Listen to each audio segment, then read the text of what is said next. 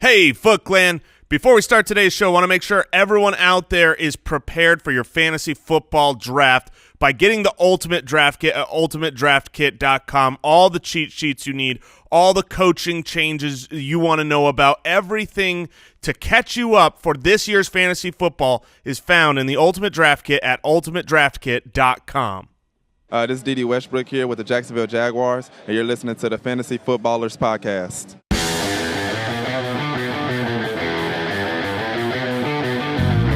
Welcome to the Fantasy Footballers Podcast, coming to you from Draft.com Studios with your hosts, Andy Holloway, Jason Moore, and Mike Wright. Welcome in once again. There you go. Whoa. Hey, Mike. You coward. Bailing out on that already? No. That's never been an every show thing. Just for 400 in a row? No. Go back. Jason's face says he agrees with me. I think I agree with Mike here, but I'm also an idiot. Hey. There we go. Welcome in. Welcome to the show. Hit the music again. Tuesday, August 7th, 2018. AFC South on the show today. A Dede Westbrook interview to end the show. And we'll be climbing in to the epic hype train. Oh, are we? Yes, we are. We got our tickets? Yeah, we got our tickets to the hype train. We're going to have to squeeze in. Got our yeah, We're going to have to get real snug in that hype train. It's really just one magical dwarf per car, but we're going to fit 3-size men in it. It's a very small train with a very small train whistle, and we'll be talking about all of the hype that's happening during preseason, all of the coach speak, all of the players destined to become Hall of Famers based on their preseason practice performances. There's a lot of them. Deion Kane, Hall of Fame, first ballot. That sounds so close to Dean Kane, former TV Superman. Hall of Fame. Superman. Yeah. Who was the Lois Lane on that show? Terry Hatcher? Terry Hatcher. That's and then what she it was. turned into a desperate housewife. As they all as do. one seems to Come at me with my Terry Hatcher knowledge, bro. from Seinfeld fame. They're real. And they're spectacular. Okay, we've gotten off to a We've great taken start. the hype train off the rails. Andy, Mike, and Jason, the Fantasy Footballers, welcome you into another episode of the show. We're here 5 days a week, and the objective of this podcast is to get you prepared and ready to dominate in 2018, to win your league. We take a holistic approach to fantasy football, which means knowing not only digging into the statistics and the analytics and giving you accurate rankings, but also how to evaluate trades, how to evaluate the waiver wire, how to play against your teammates. Remind you that we're playing a game, and the game is supposed to be fun. That too. How to have a great league, how to be a great commissioner, those type of things. So, I'm glad you're here. I'm glad you're listening. I'm glad you're subscribed. Find us on Twitter at the FF Ballers. On Instagram, we are Instagram.com/fantasyfootballers. And Jason mentioned it to start the show, ultimatedraftkit.com, the one-stop shop to get you ready for your draft, which they're coming soon. They're coming quick. All right. I also want to remind you, if you want to practice, okay, you want to practice drafting. Which is a super valuable thing to do this time of year. I've always said that if you're not doing mock drafts in preparation before the season, then you are leaving out one of the most valuable assets to you. And you could do that at draft.thefantasyfootballers.com. Yeah, and we'll give you a grade. We'll give you a grade. That are based off of our rankings. So you'll get a grade from each of us. It's pretty fun. It's free, draft.thefantasyfootballers.com. Now, Mike, I see a note here, or is this from Brooks? That's a Brooks note. Yeah, I just remembered that and thought we should bring it up. Mike, what happened yesterday? So, I mean, you're a man of the ink. Yes. So we were combing through the Listener League entries. Thank you so much to everyone who Over has entered, 700, because by the way. I should say thank you and curse you for making the decision so hard, because the entries this year brought it. One fella in particular decided to bring it forever. Yeah. forever because the man put the shield. He put the Fantasy Footballers logo on his forearm in the form of a tattoo. Our first tattoo. Well, he was super tatted up, right? His whole arm. No. Oh, no. No, this is his only visible tattoo? It's as far as I know. So congratulations, sir. You're in the league. You're in the league. It's a weird thing to see. Now, I think it's an honor and still strange at the same time. This was not a small logo. Nope. This was a very large logo on his forearm. We didn't believe it at first, but then he had the video to prove it. Do we need to give the disclaimer now that, like, next year if we get, like, 20 tattoo emails, we can't guarantee you all a spot. That's so fair. you tattoo yourself with our logo at your own peril. That's one of the – I would just recommend taking it up a notch. Just look, the forearm tattoo. a forehead will get you in. That's been done. No, don't do that. Now, Mike, you trolled him briefly, did you not? Oh, yeah, I let him know we were changing our logo. Not true. Apparently, we're not allowed to now. All right. Before we get into some news and notes and the AFC South breakdown, I'm really excited to talk about a ton of the players in the AFC South. But before we do that, our quick question takes the form of the hype train. Here it comes, guys. Raise your feet. Let's help fantasy owners dig through the muck and figure out The mucky muck. tangible fantasy news tidbit from all of the hype train. So I'm going to bring some hype your way. You guys tell me whether you buy it or whether you just let it, it's just rolling off your back. I'm sitting high above the mucky muck here. Anthony Lynn, head coach for the Chargers, raved about Melvin Gordon's receiving ability, says he's a better receiver than I ever thought he was. Yeah, and honestly, I'm going to give this a medium hype because Melvin Gordon was heavily involved in the passing game. That's the part that takes Melvin Gordon's game to the next level for fantasy football. 83 targets, 58 receptions. 58 last receptions season. is a ton. And he's just now figuring out that he can catch the ball. Anthony, you were the coach last year. You should have noticed this by now. You called a lot of passes to him for a guy who you didn't know was a good receiver. Let's talk about the Colts. Starting with this one, I figured it would come up at some point. Jim Irsay said he could see Marlon Mack approaching 1,500 yards. Yeah. Oh, yeah. So here's where Consider the source. Yeah, that's exactly what I was going to say. The source is what matters so much on when we're looking at hype, off-season news. Who's saying it? Is this a beat reporter that is often known to both be positive and negative about a team? Is this one of those reporters that basically, for all intents and purposes, works for the team, has a connection with them, and everything's always rosy? Is this a coach? Is this the player himself? Or is it Jim Irsay? He's in his own place. The hype around Andrew Luck last season was all positive from Jim Irsay. You cannot look, I like Marlon Mack. I definitely believe that he is the best running back on that roster. That is my firm stance. I do not think he will approach 1,500 yards, and I take this news as just fluff. I'll take the under. I'll take the under as well. Peter King reported yesterday that sixth-round wide receiver Deon Cain has been the big star of Colts training camp, and then this morning, Colts head coach Frank Reich said that T.Y. Hilton and Ryan Grant, free agent acquisition, the wide receiver that was almost signed by Buffalo and ended up signed by the Colts. Baltimore. Did I just say Buffalo? You said Buffalo, Baltimore. Yeah. He said that they have really separated themselves from the other wide receivers. Yeah, I'll listen to the coach here. Yeah, and Ryan Grant, they invested money in him. Not Baltimore money, but money. And Ryan Grant is a capable wideout.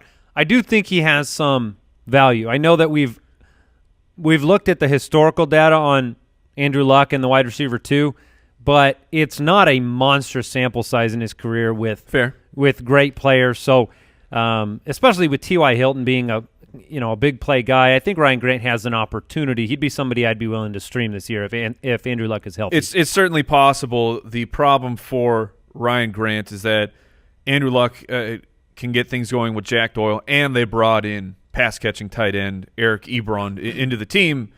that is trouble. And you for have Ryan 1,500-yard Marlon Mack who can catch the ball as well. Yeah, there's so many yards to go around. 8,000 yards receiving, I'm sure.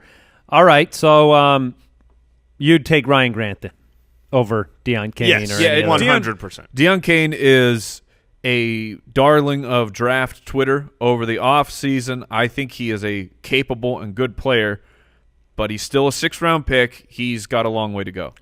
Would you take Ryan Grant or Eric Ebron as a flex option? It's probably Eric Ebron. Flex? Yeah, I think Eric Ebron as well.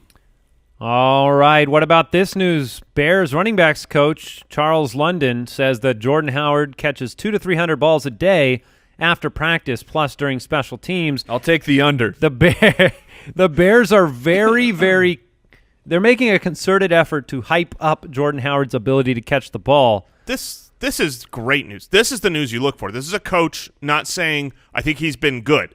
He's just saying after practice, he has been catching 200 to 300 balls. He's getting the catching machine, and we've seen the videos of it where he's just catching a ball, catch. They changed his hand position in catching. So is he going to be good at it? All behind the back catches. Not necessarily.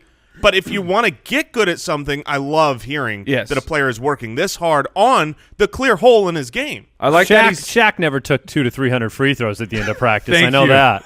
Thank you. Hey, Ed, I was just going to say, I like that he's working on it. Strike that. I love that he's working on it. But catching from the machine is so different than running a route in real life, knowing that someone's bearing down on you, going to blow you up. You know this. It's just a mental hurdle. With all the work. It's the same for Shaq. It's a perfect example. Yeah. Every coach said in practice they would watch Shaq drain free throw after free throw, but when the lights came on, he just couldn't do it. Yeah, and without a doubt, week 1, the first target that goes to Jordan Howard is getting bobbled and intercepted. Oh, no. Don't you do that to him. There's just no way. With all that pressure now, that first target is going to be like, no! Right off the chest. They got 9 route. First play from snap, or first snap, they need to run Jordan Howard on a 9 route from the slot. Just do it. Get it out of the way. All right. Do you believe that Jordan Howard will improve his reception totals Yes, this I do season? believe that. All right. Tampa Bay talking about Deshaun Jackson, that he's been working in the slot. Why is this relevant? Well, last year's rookie wide receiver Chris Godwin has established himself on the outside opposite Mike Evans. And here we have Deshaun Jackson now potentially competing for snaps in the slot, moving inside at times. Adam Humphries is there. They have a pair of great tight ends in O.J. Howard, Cameron Brate. Does this decrease your excitement for Deshaun Jackson, this bit of news? It does for me, not because I think he's not going to be great in the slot. That's a great location. But I believe the reason they're moving him to the slot is because Chris Godwin needs to be more involved. This will be Deshaun Jackson's last year in Tampa Bay. Chris Godwin is the future there. Matt Harmon from Reception Perception, which you can view those Reception Perception inside the Ultimate Draft Kit. He was a big fan of Chris Godwin last year as a prospect, just absolutely great at the contested catch. And so, yeah, this is the Bucs saying, we've got to get him on the field. Let's move Deshaun Jackson to the slot. One of the things from our Ultimate Draft Kit that we mentioned is we update it frequently, and that includes the Sleepers, Breakouts, Busts, and Values, which got a complete overhaul yesterday. We pulled some people out. Deshaun Jackson. We took this news combined with other bits of news that have come along about Chris Godwin, the Jameis Winston suspension, those type of things.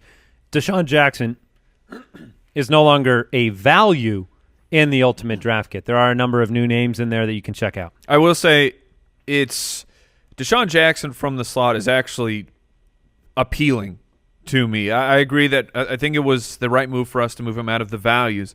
Tampa Bay, I'm looking at sharpfootballstats.com, and he has charted out Tampa Bay 62% of the time they went 3 wide receivers, which is in the top half of the league. So we know that more and more 3 wide is becoming the go-to formation. So he will be, even if Chris Godwin takes the job on the outside, D-Jax is going to be out there a lot, and then he's going to be matched up against an inferior corner with his speed. So it's still interesting to me. All right, I had to turn it back on for this one. The Providence Journal's Mark Daniels is writing that Cordero Patterson has been turning heads as a receiver during camp. Now, for those of you that do not know, Patterson was signed by the New England Patriots, traded for by the New England Patriots this past offseason. I want people to understand the turnover that has happened in New England at the wide receiver position. Brandon Cooks. Gone. He's gone. He's no longer there. Julian Edelman suspended for 4 games to start the year. Malcolm Mitchell has now been released from the team. Jordan Matthews. Added. Gone. So there is the potential for some gadgetry with Patterson. What do you guys – do you buy any of this hype? Because I think that of all the hype players in the NFL, Patterson's had his day. Yeah, on the hype train. He rode it around for 2 years. If more than 2. The only way that Cordero Patterson will be relevant in fantasy leagues, more than likely, is if you're in a return yardage league. They'll use him in special teams. But I will say this: like I have him in our dynasty league, and I'm flaunting this news to these guys. Yes, Cordero Patterson is an excellent running back, and they should use him that way. And I wouldn't doubt if they get him, 5 or 6 carries a game. Cordero Patterson has been on the hype train so long, I am going to refer to him as the Snowpiercer because that's his entire existence. He's never lived anywhere else. He has only lived on the train, and it's only to escape from the outside world. I kind of like that. Yeah, that's a good one. He will He'll probably die on that train. He will have some big plays, and I'm with Jace. If he's on your dynasty waiver wire, certainly you should have scooped him up as soon as he went to the Patriots, but I'm not expecting big things. All right, Adam Schefter reported that number 3 overall pick Sam Darnold, quarterback, has a very fair shot to be the Week 1 starter. He is the one QB I thought would for sure start Week 1. Yeah, and for somebody that I'm a fan of, Robbie Anderson, it gives me more hesitancy about Robbie Anderson simply because there's going to be growing pains with Sam Darnold. Maybe he doesn't take as many chances. Josh McCown is a gunslinger and threw it up for Robbie Anderson in a lot of circumstances that, Sam Darnold may do that. Right. Robbie Anderson has a way of getting open, but it gives me slightly less confidence because we haven't seen it before. Right. The Athletic reported that Darren Sproles could have a, quote, real role on the offense this season. One of the best things as a player is to have a role on the offense if you're on a team. Darren Sproles, though, for fantasy, guys, we don't talk about him. We talk about Corey Clement, Jay Ajayi. We talk about the other offensive weapons there.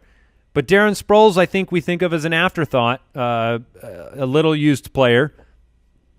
Do you think he could have more of a role? Is there a chance that he's going to be added on fantasy rosters at some point during the season? Yes, I think there's a chance he will be added because he'll have a big game or two, but he's going to be more of a thorn in the side of the Corey Clement truthers than anything.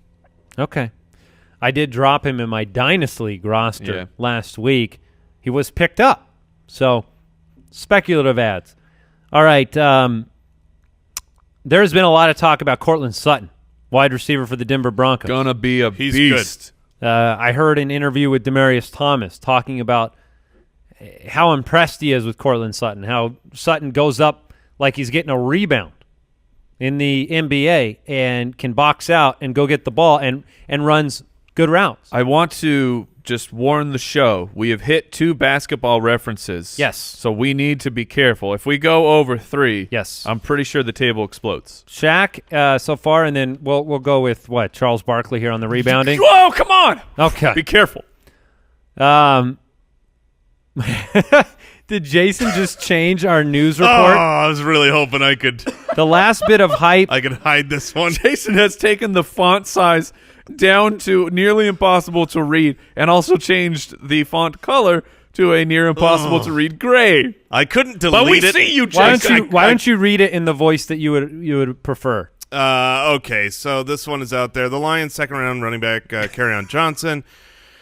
He's shown well in pass protection through training camp. So moving on. Next bit of news. Do not draft Kerryon Johnson in your mock drafts. If Kerryon is showing well in pass protection, That is humongous, dude, for getting him on the field. The reality is he is so far and away their best running back, and he's talented in all facets of the game that he's going to win out there. The issue is the Lions. The issue is they've not been a quality running team in a long time. Their offensive line is good on paper but has not yet been seen in reality. The offensive coordinator. Their offensive line. Are you anti-selling right now? No, I'm saying that Kerryon Johnson is great.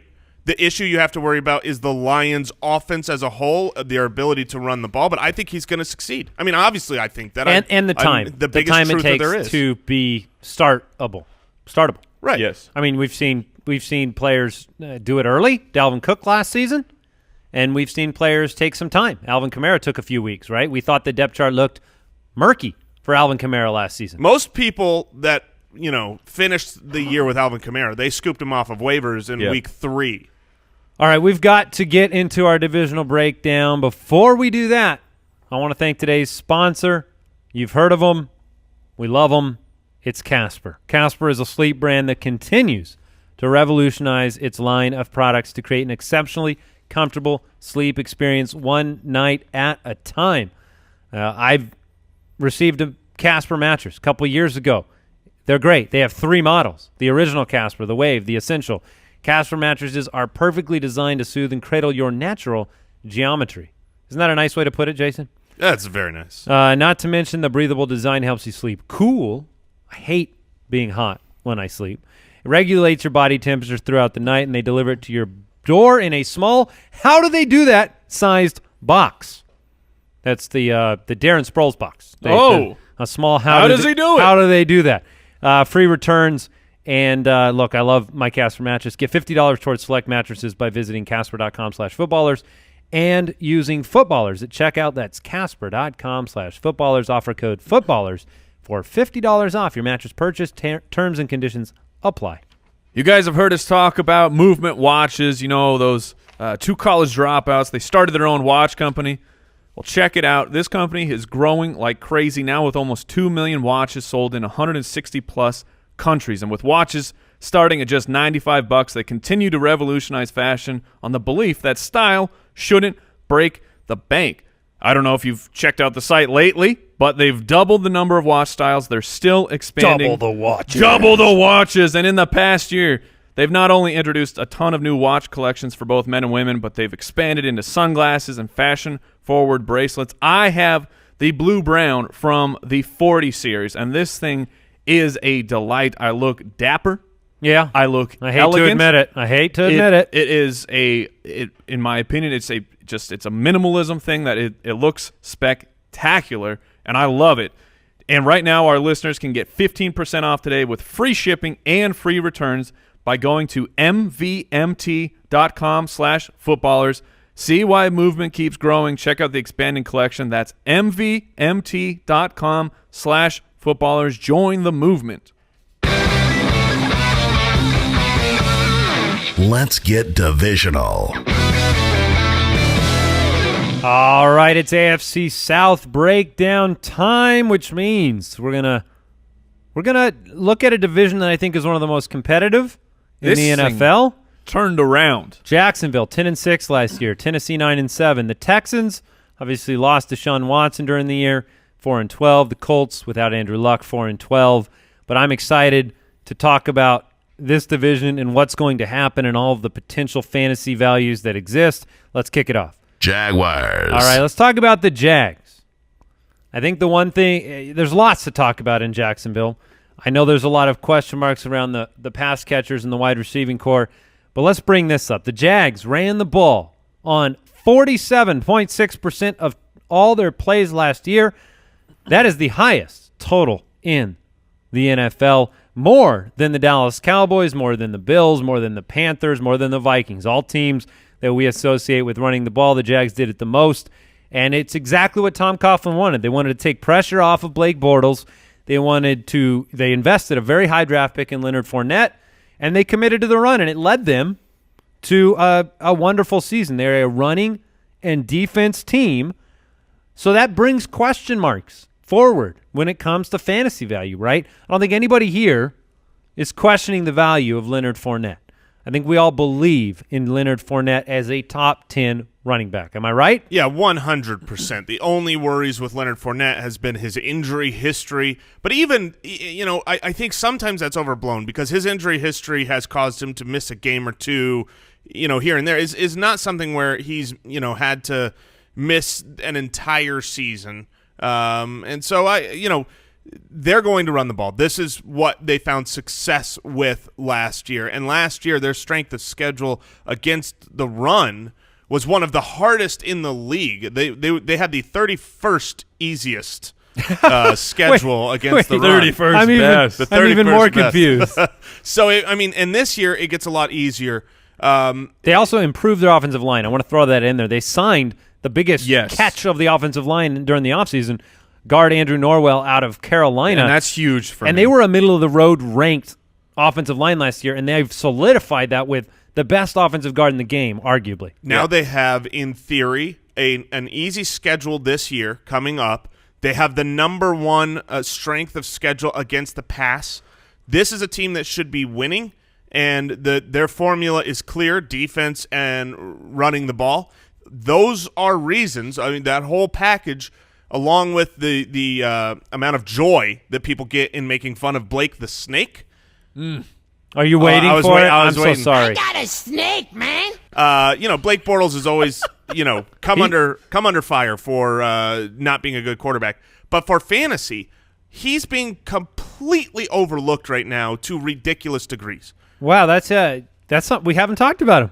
That's what I want to bring up. We have not brought him up. Now, is that because they throw the ball the least in the league? They did last year. But that is part of it. That's what I'm saying. They are a rushing first team with defense, and then you don't think Blake Bortles is a good quarterback for those reasons combined. Blake Bortles is going not late. He's going undrafted. He is not drafted in almost every single league unless you're in a multiple quarterback or a best ball league where you're going, 18 rounds. He doesn't come off the board. And what's crazy is the last 3 years he has averaged the quarterback 8. Yeah, I want to throw out some quarterbacks His worst quarterback was last year when he was the quarterback 13. These are quarterbacks who finished worse than Blake Bortles last year. Matt Ryan, Andy Dalton, Marcus Mariota, Derek Carr, Jameis Winston, Eli Manning. I can keep going because he was quarterback 13, and that was coming off of the heels of 2 top 10 finishes. So, Mike, let me ask you this question then. The offensive line's improved. That's going to help Blake Bortles as much as it'll help Leonard Fournette, right? You get time in the pocket. You get time to make your reads. He doesn't have Allen Robinson. Allen Robinson left for Chicago. His wide receiving core is Allen Hurn's gone as well. Allen Hurn's gone as well. I look at his wide receiver core and I say, you've got a lot of talent. Yes. He also has weapons out of the backfield. ASJ. Corey Grant. And they added Austin Seferian-Jenkins, tight end, this offseason. So I think it's an offense that, for a quarterback like Blake Bortles, there's not one wide receiver that is going to demand the ball, right? You have Marquise Lee, Dede Westbrook, who was a rookie last year, Dante Moncrief, the free agent signing, Keelan Cole, the emerging rookie from last year, and then they drafted DJ Shark. You don't have. I wish it was Shark. That'd be awesome. You I don't. wish my name was Shark. You don't have somebody that's going to be the Des Bryant of the offense that says, "Give me the ball in every play, put pressure on me." It's going to be an as it comes to you situation for Bortles, which I think helps him. Yeah, right? I was going to say, that's not Find bad. the open man. Don't force the ball someplace. Yeah, it's better for Bortles than it is for these fantasy wide receivers. Marquise Lee was fine. Once Marquise Lee really took over this past season, he was definitely usable for fantasy football. But you take a look at his efficiencies, and Matt Harmon's charting him out on reception perception. He's the only fella in the draft kit who scores negatively or under the league average on everything from how he performs against man coverage, press coverage, zone coverage. I mean, it's not pretty. But the Jaguars decided Marquise Lee was their guy. They let everyone else go, and they gave him the money, as well as Dante Moncrief. The hype train has Dede Westbrook having a spectacular training camp as well.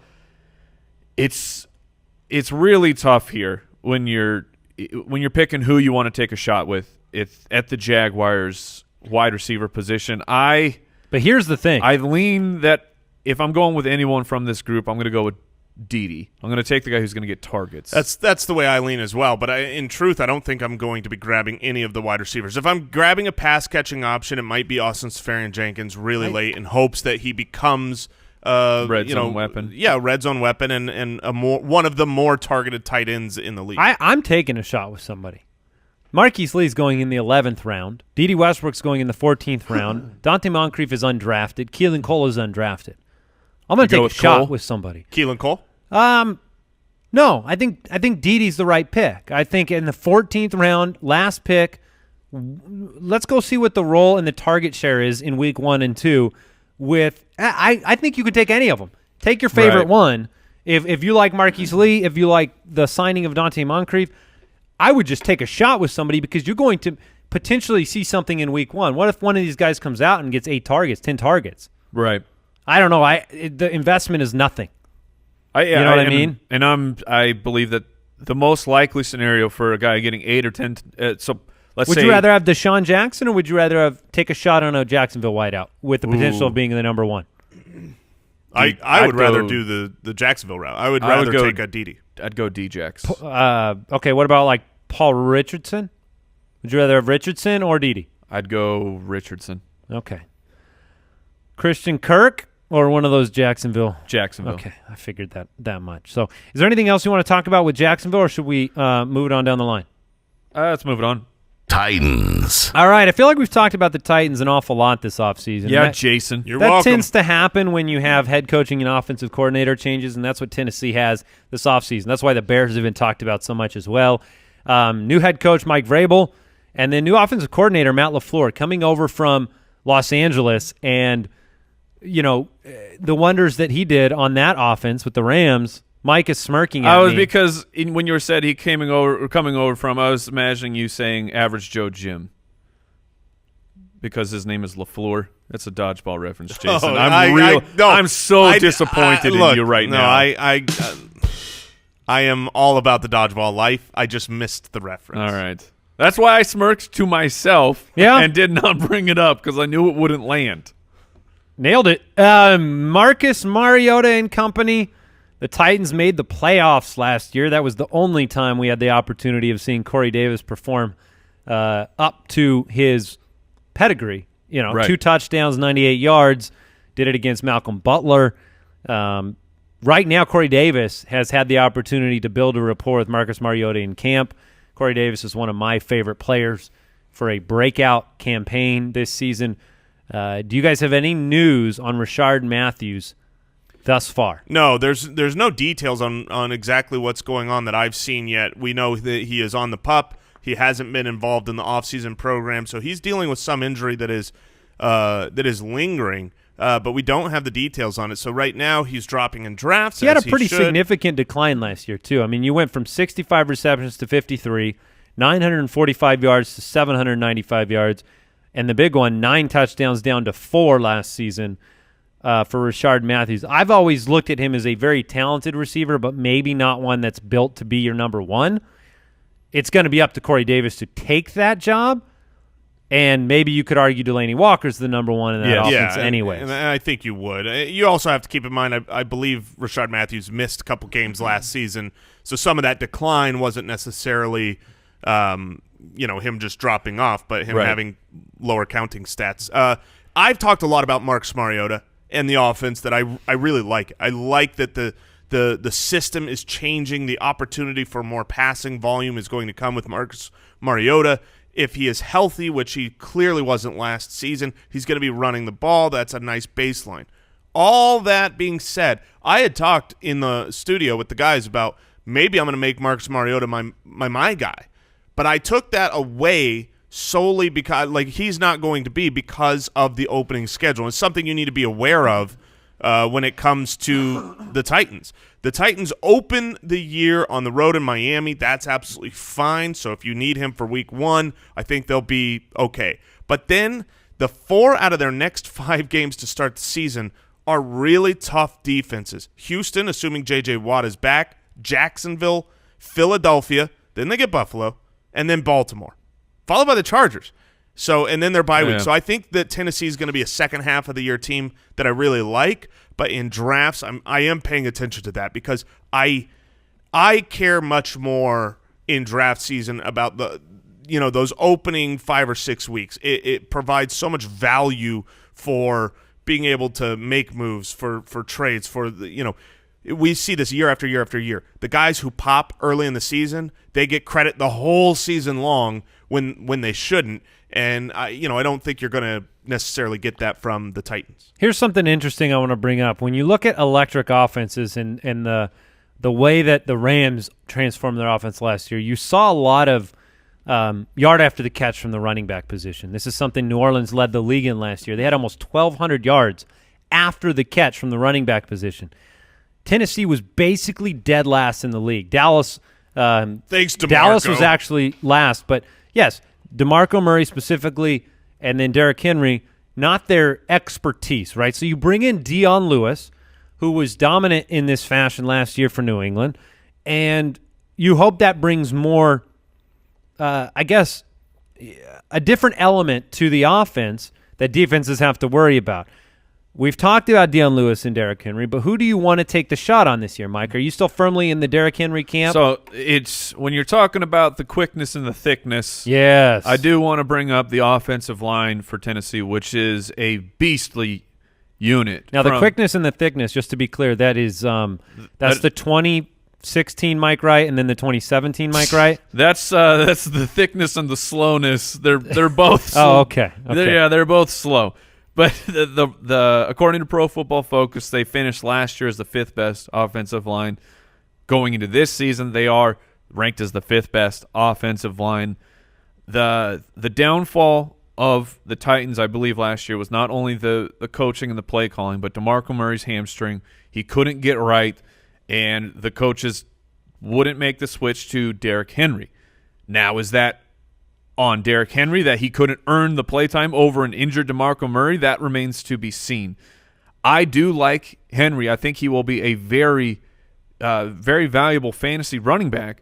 The problem is I have him as a low-end running back too, and he's going at the back of the 3rd round, according to Fantasy Football Calculator, as the 18th running back off the board, which is, according to my projections, would be a negative return on your draft value, which is very unfortunate because I think Henry's going to be good. I think Dion Lewis is going to be good. They will hamper each other, though. This is not a running back one. I don't think someone's going to emerge. I think it's going to be a running back by committee the entire time. And for all the people who Dion Lewis, he's a killer value right now, or whatever they believe in the 5th round. He's only that value if he ends up getting more goal line carries than you believe that he will get, or that I believe he will get. They got to go with Henry when it comes to the goal line. The DeMarco Murray, Derrick Henry situation we saw last year serves as an example to me of what can happen when it comes to loyalty to a player. We talked yesterday about Miami, Kenyon Drake, Frank Gore. You have guaranteed workload for certain players even when they don't produce at the same efficiency levels. Murray was not efficient last year but saw the field frequently. That's the concern with those situations. Jason, is there anybody else you want to throw in there? Or are you ready to talk about Houston? We got to talk Walker for at least a second. I know we mentioned his name. 3rd in the league, I believe, in total yardage at the tight end position. But Delanie Walker is not usually somebody that I have interest in because he ends up as one of those 5th, 6th round guys, where right in that Greg Olsen area. Yeah, the last few years he's been like the 4th tight end off the board. Exactly. But this year, middle of the 7th, according to Fantasy Football Calculator, might even be able to get him a little bit later, and he's just so reliable. They extended his contract for 2-year deal? Yeah, and what we kind of thought about Walker was this was it. There was going to be a transition to Jonnu Smith, the rookie tight end from last year, but it's still Delanie Walker, and I think he still has juice left and is still the number 1 or at worst, the number 2 target on the team. My comparison for Delanie Walker yesterday was to a club sandwich. Which is perfect. Because it's never the best thing on the menu, but it always gets the job done. Yes. He's the new Jason Witten of the NFL. It's really, really hard to mess up a club sandwich. Yeah. And I could do it. The only other guy I would mention Challenge here accepted. as a sleeper, deeper leagues best ball pick, Taywan Taylor is a good wide receiver. And I think that the system that's going to be implemented here is going to see a lot more 3 wide receiver sets than they did last season. Matthews isn't right. And if Matthews isn't right, I think Taywan Taylor is one of those names, wide receiver deep for the league Titans. sleeper. Yes, a deep league sleeper where if you're really wanting to dig deep, he's someone that you might not be aware of yet who could pop this season. Yeah, I like that. Texans. Let's talk about the Texans. Last year, we got to observe the magic that was Deshaun Watson to DeAndre Hopkins. The hype is real for these two heading into 2018, and this is a team that could quickly turn around that 4-12 record with the return of their quarterback. And J.J. Watt. And J.J. Watt and company. It was more than J.J. that was hurt last year. Merciless was hurt as well. So let's talk about it. This offense last year, it's hard to kind of take end-of-year stats and appropriate it the same way it's difficult to do that with Green Bay and your expectation for this year. But Deshaun Watson, I think the message we're sending to fantasy owners is have a reasonable expectation for Deshaun Watson. I think he's a good quarterback. I think he's a good NFL quarterback. I think he had unsustainable touchdown efficiency last year, and it's going to be an impossibility for that to repeat over the course of his career. But I still think you're going to get games that are week-winning, league, games from Deshaun Watson. He's the second quarterback off the board. And that's the biggest only issue. Aaron Rodgers being drafted ahead of him at the position, meaning a high draft capital investment into Deshaun Watson, a high investment into a position that is easily replaceable in most leagues. That's my problem with Watson. If he was going off the board, say right around where he was like the sixth, where Cam Newton is going, then I would say, okay, I generally still wait even longer on quarterback. But if people are wanting to go in on Watson at that value, I'm not going to blame you or say you're making a terrible move by doing it. I said this early in the offseason, but we have so many people coming in August for the first time, and they might not have heard this. I have Deshaun Watson as my number 4 quarterback. That's really, really good. And so I am not anti-Deshaun Watson, but Deshaun Watson will 100% be a terrible draft pick in fantasy football this season because of where you're drafting him. He is being drafted right now at his ceiling. He's being drafted right now to where if he comes in and has that Aaron Rodgers year, then it won't be a problem. But you're still not going to actually be getting value at that point for him being the second quarterback taken off the board. And what he did was completely unsustainable, his touchdown rate. He's going to be fine because he's going to run the ball, and he'll have that baseline. We should give him credit for that, too. Like, unsustainable, but absolutely incredible. He like was an awesome. amazing player. Well, that's why I led with the fact that he's my number 4 quarterback. I would love to have Deshaun Watson on my team. But give me the odds that he is better than Cam Newton fantasy-wise.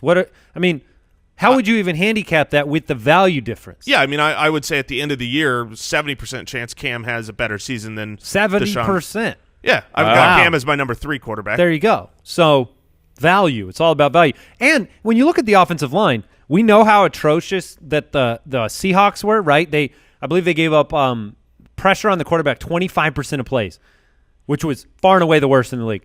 The second worst was Houston. So that's going to be something that, yes, Deshaun Watson, just like Russell Wilson, has the agility and ability to get out of the pocket and make plays with his legs and get himself time. Still not something I want my quarterback to have to do. Last season they ended up 32nd in the league by PFF's ranking. This season going into 2018, they're still ranked 32nd in the league. This is a problem. Yeah. And it's a problem also for relying on anybody in the running game because Deonta Foreman is hurt. Alfred Blue is still there. And Lamar Miller is still slow. Lamar Miller is a tremendous value in fantasy football. Right now, sorry, not sorry. I've I've had to move on from my offseason early hopes on Deonta Foreman. Lamar Miller is currently going as the 22nd running back. He is the starting running back for the Texans as of right now. His quarterback, it should be healthy. We know that there are when a quarterback is very mobile, it is very positive for a running back. And when Deshaun Watson was on his hot streak, Lamar Miller was a running back 1 for fantasy. It's hard to remember that. He's being drafted in the back of the 4th round. And if you're going to start your draft with a couple wide receivers, it's going to feel gross. It's not going to feel safe. But you should pick up Lamar Miller. He is only 26 years old, and even though he feels like he's 32 watching last year. Runs like a 36-year-old. But he's also not 26, so that's really the Is big. he not? No, he's not. Uh-oh, do we have a Jay Ajayi aging situation? He's 27 years old. Hold on. I was off one.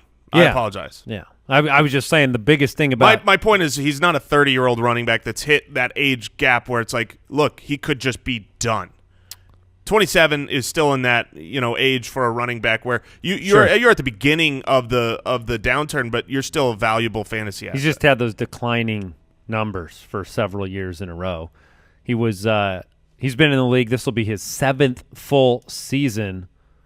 He's got about 1,200 carries under his belt, but the last few years he went from 5.1 to 4.5 to 4.0 to 3.7 declining yards if these per trends carry. continue. Ouch.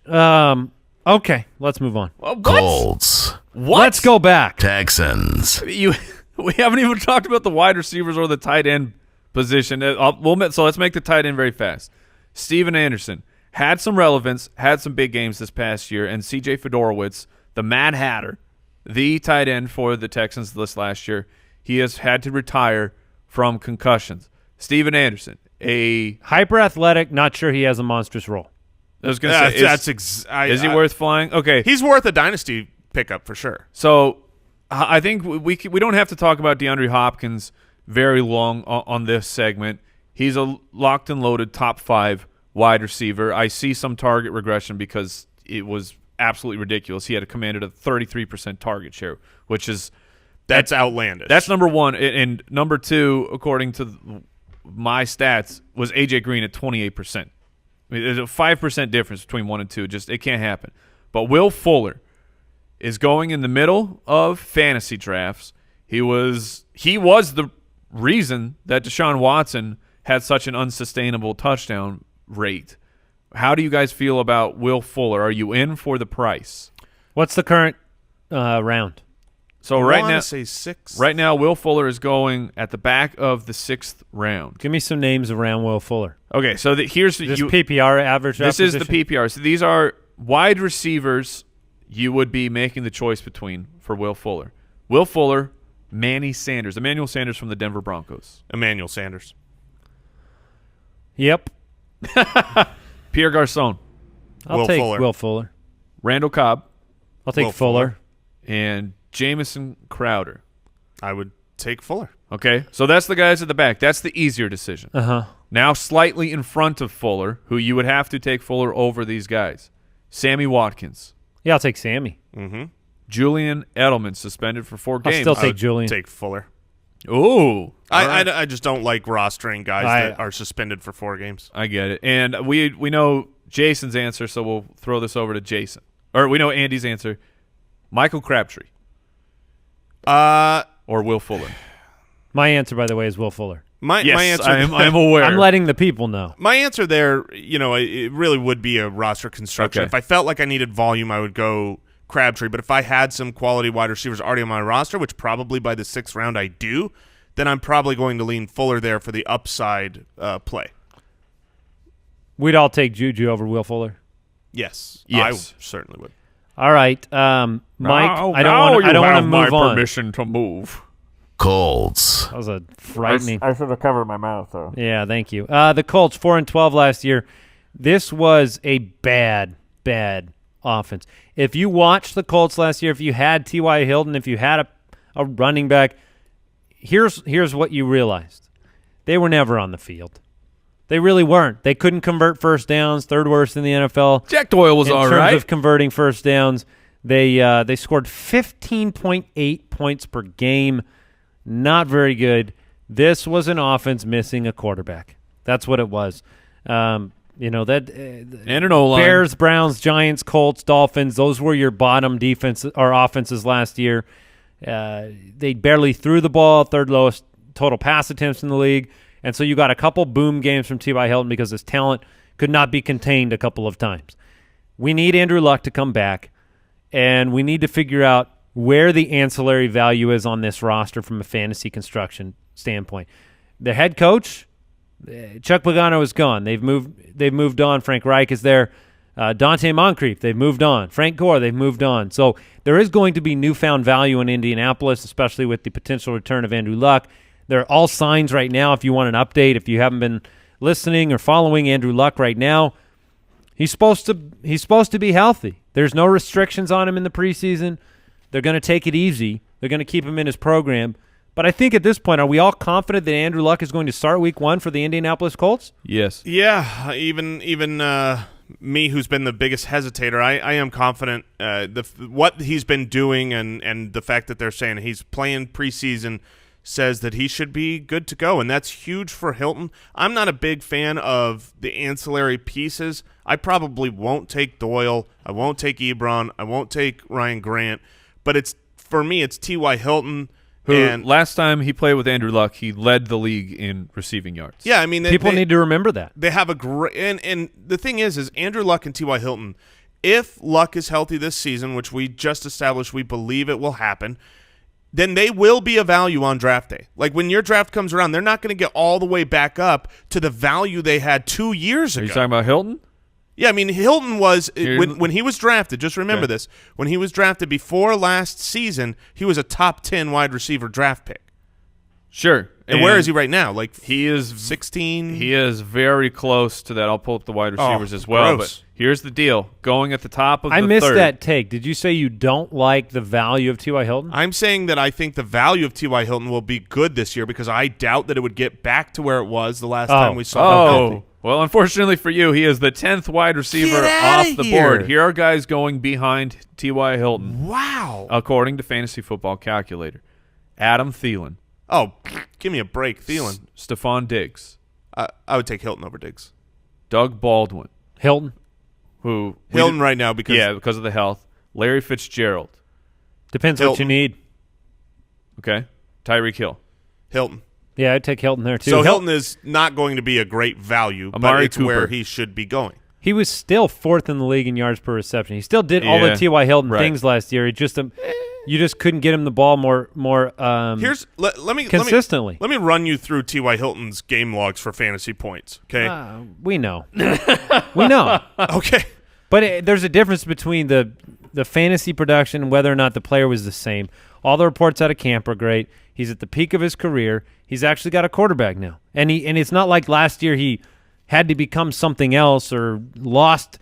Like I bring up Crabtree. Like Crabtree dropped like 7 or 8 important metrics in his performance last year. You can blame whatever you want, right? But at the end of the day, Crabtree statistically was much worse.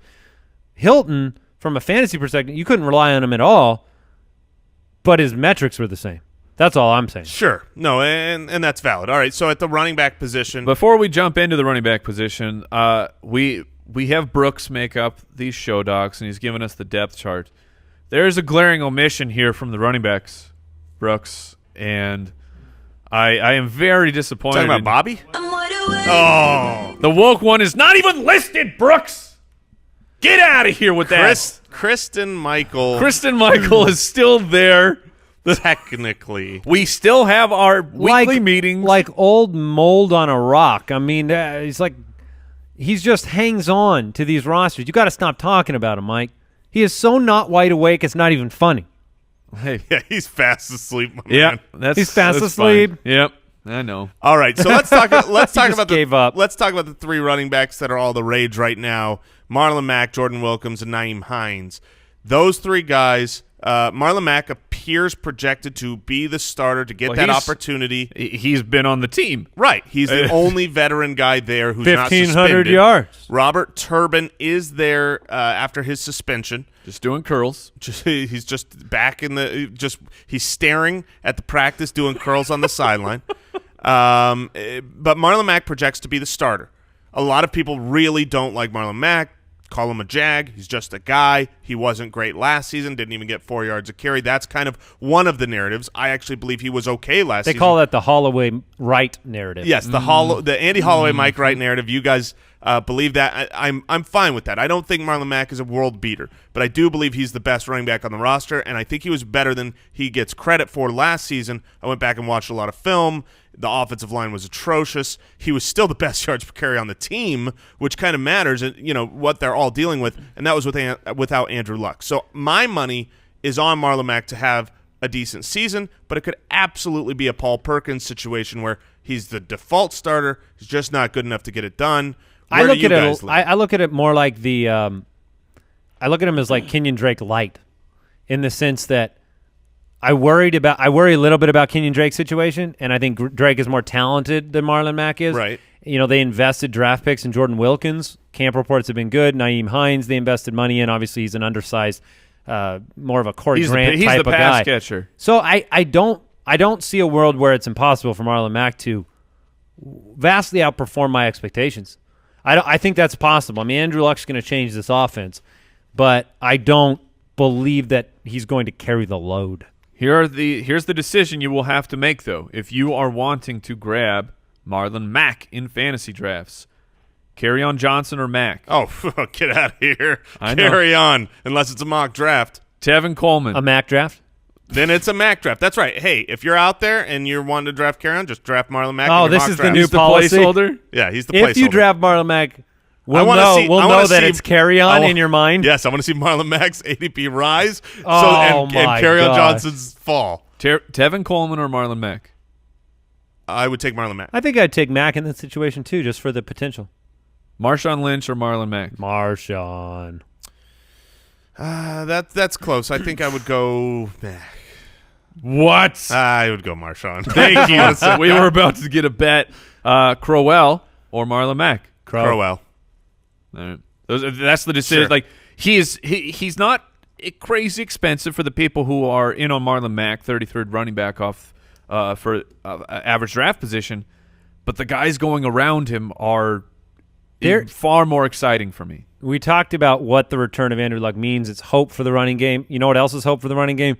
Investing early draft picks on offensive linemen. They invested in a first round and a second round pick GM. On a pair of guards, and so that's going to help matters for whoever gets the opportunity to tote the rock behind center, whether it's Mack or somebody else. And the word is we'll be seeing Luck play for about a quarter during this preseason week 1 on Thursday. Wow, Whoa. a quarter? Wow. That's must-watch TV. That's a report anyway. So That's we'll actually really interesting for game 1 for Andrew Luck to get out there. Is he going out with the bubble boy thing from Seinfeld? Yeah. Oh, yeah. They better have the starters. Their offensive lines playing one series. Have you ever even used more those than Luck. things, Mike, where you get in the bubble and you Smash run around ball, the field? I don't know what it's called. Knocker ball. Knocker ball. Yes, I have played it. The future of the NFL. I'll tell you what.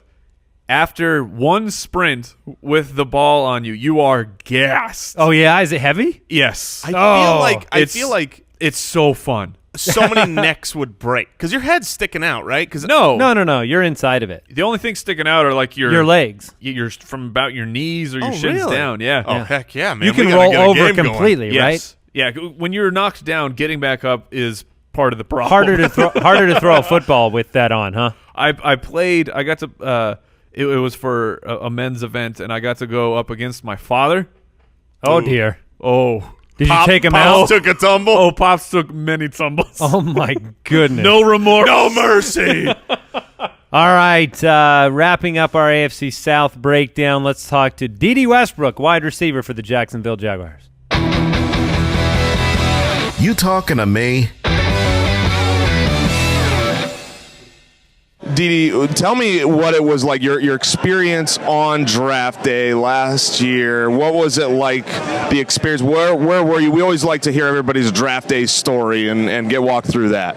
Well, actually, my draft day story was spent in a car ride on my way to Norman, Oklahoma from Dallas. I came down the night before to, of course, celebrate with my agent and my family and friends here in Dallas. But my mother was back in Norman, and so I was actually in a car ride driving back to her whenever I got the phone call from Coach Coughlin, and it was pretty much a crazy experience, a crazy day for me. I started crying in the backseat of the car, because it felt surreal, you know what I mean? Just a dream finally coming true, something you've always wished for, dreamed upon whenever you were a kid, watching the older guys, all the Hall of Famers before you, and now you get that opportunity to, of course, travel along that same journey and become a Hall of Famer as well.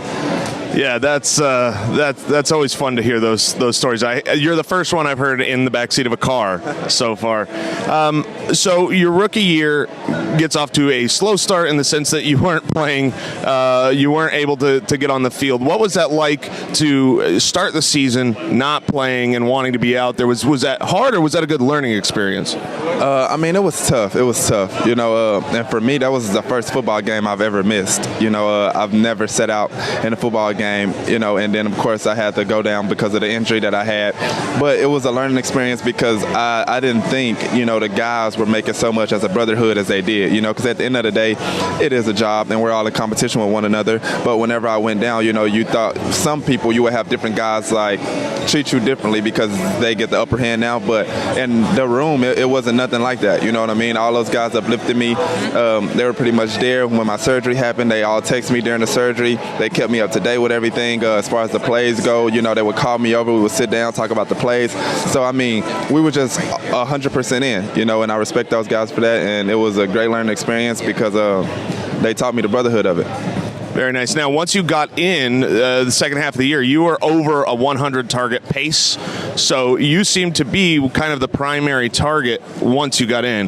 This year, do you have personal goals? Everybody, we talked to David Johnson, and he says his goal is 1,000. He wanted 1,000 yards rushing, 1,000 yards receiving. Every player has their it's been done twice. Every player has their personal goals. You don't control the coaching staff and all that. But what would your goals be for the 2018 season? Well, I really don't like to discuss personal goals, because I feel like whenever I speak about it, then you guys would be like expecting it because I said something about it, you know what I mean?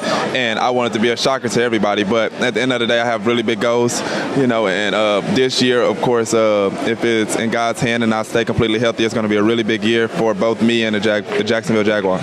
Awesome. Thank you so much, Dede. All right, that is it for today's episode. It's philosophical when you decide between a guy like, Moncrief, right, which you buy into the year after year hype of a player and the capability. He's with Cordarrelle. Or, yeah, he is on that train. Or you go with a guy like Dede Westbrook, who you haven't seen everything from. Like, that's a philosophical decision. I still think you roll the dice with the wide receiver from that offense because I think they're going to be a team competing for the playoffs, and they're going to be a team in the position to win a lot of games. So, good interview there from Jason, and we'll be back tomorrow. We'll get into our top 10 list by the end of this week. We'll announce our Listener League winners, and check out draft.com/ballers if you want to play some best ball. We will see you tomorrow, Foot Clan. Goodbye. Thank you for listening to another episode of the Fantasy Footballers Podcast. Join our fantasy football community on jointhefoot.com and follow us on Twitter @TheFFBallers.